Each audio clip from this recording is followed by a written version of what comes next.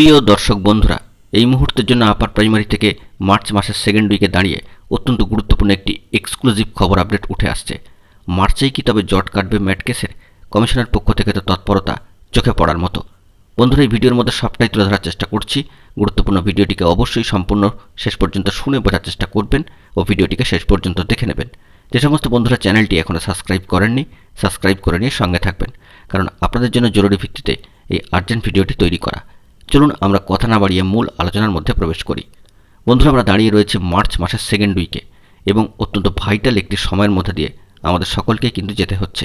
কার্যত বলা যায় যে ম্যাট কেসটি মার্চ মাসের সেকেন্ড উইকে অত্যন্ত ভাইটাল একটি সিচুয়েশানে, অর্থাৎ একটি গুরুত্বপূর্ণ স্ট্যাটাসের মধ্যে কিন্তু দাঁড়িয়ে রয়েছে। সকলেই আমরা জানি যে সামনেই কিন্তু লোকসভা ভোট আসন্ন এবং আর কয়েকটা দিনের মধ্যেই ভোট ঘোষণা হয়ে গেলেই একটা ভোটের আবহ কিন্তু একটু একটু করে তৈরি হয়ে যাবে।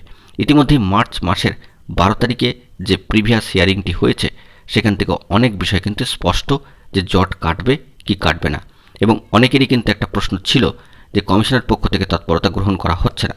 তবে ইতিমধ্যেই একটি বিষয় চোখে পড়ার মতো যে কমিশনের তরফ থেকে সিনিয়র অ্যাডভোকেট মহাশয়ের অনুপস্থিতি নিয়ে যে ধরনের জল্পনা এবং যে ধরনের মতানৈক্য এবং যে ধরনের বিভ্রান্তিকর তথ্য উঠে আসছিল, সব কিছুতে জল ঢেলে দিয়ে আবারও কিন্তু কমিশনের তরফ থেকে সম্মানীয় সিনিয়র অ্যাডভোকেট মহাশয়ের উপস্থিতি সব জল্পনার অবসান ঘটিয়ে দিয়েছে।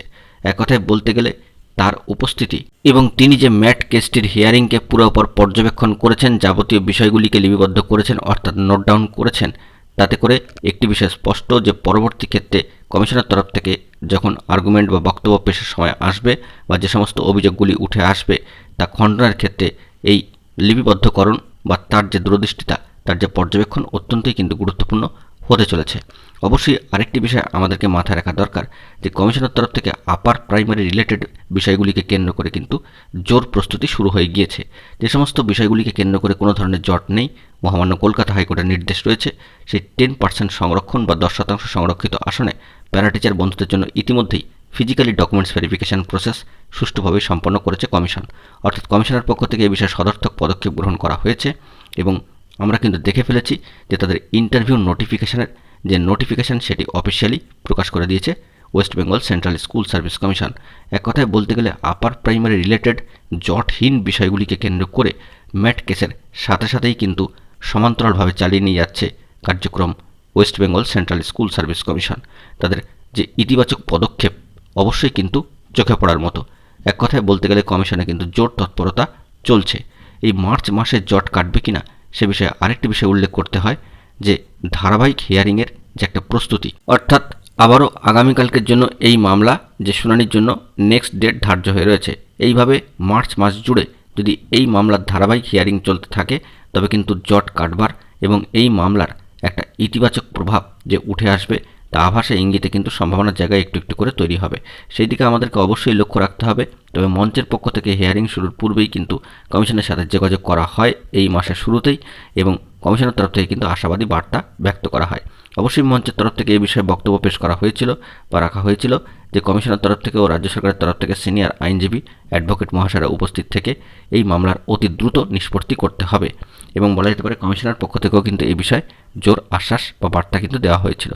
অবশ্যই কার্যক্রমে আমরা সেই বিষয়গুলিকে লক্ষ্য করতে পারবো।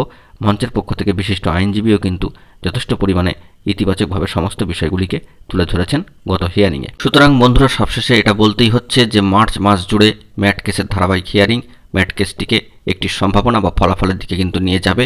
অবশ্যই এই ম্যাট কেসটি বাতিল হবে নাকি থাকবে, নাকি এখান থেকে কোনো আশাবাদী বার্তা উঠে আসবে, নাকি মামলাটি কোয়াস্ট হয়ে যাবে, বা যে ধরনের যে মহামান্য কলকাতা হাইকোর্টের অবজারভেশনে এই মামলা থাকার ফলে কী ধরনের রায় উঠে আসবে, সবটাই কিন্তু আমাদেরকে লক্ষ্য রাখতে হচ্ছে বা পর্যবেক্ষণের মধ্যে রাখতে হচ্ছে। দেখা যাক বন্ধুরা কী ধরনের গুরুত্বপূর্ণ অথেন্টিক নিউজ আপডেট উঠে আসে। সবটাই সবার আগে উঠে এলে আপনাদের মাঝখানে ব্রেক করবার চেষ্টা করব। বন্ধুরা, এখন এই পর্যন্তই। গুরুত্বপূর্ণ আপডেটগুলি পাওয়ার জন্য চ্যানেলটিকে সাবস্ক্রাইব করে সঙ্গে থাকুন।